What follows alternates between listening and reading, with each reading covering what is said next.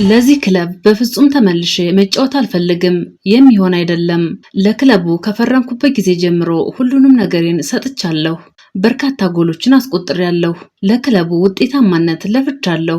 ሙያውን አክብሬ ሰርቻለሁ። ትሁት ሆኜ ቆይቻለሁ። ለክለቡ ባለቤቶች፣ ለደጋፊዎችና ለመላው ሰራተኞች ያለኝን ክብር አሳይቻለሁ። ክለቡ ዋንጫዎችን እንዲያሸንፍ የበኩሌን አድርጌያለሁ። በዚህም እኮራለሁ፣ ደስተኛም ነኝ። አሁን ግን በክለቡ እንደተካድኩ ይሰማኛል። ባለፈው ዓመት ስምምነት ነበረን።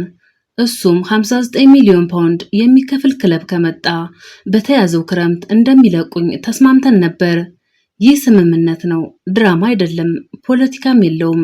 እምነትን የሚጠይቅ ብቻ ነው። አሁን ግን የስፖርቲንግ ፕሬዚዳንት ፌዴሪኮ ቫራንዳስ እንደዚህ አይነት ስምምነት አላደረግንም ብሎ ክዶኛል።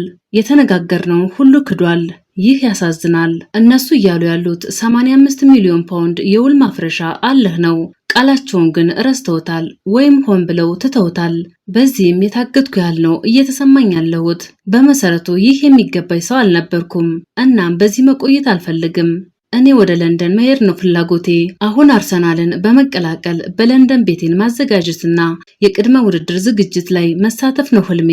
ከአርሰናል ጋር ነገሮችን ጨርሻለሁ። እነሱም የኔን ጉዳይ ይተውታል ብዬ አላስብም። እነሱ ከቤንጃሚን ሴስኮ ጋር እንደተነጋገሩ አውቃለሁ።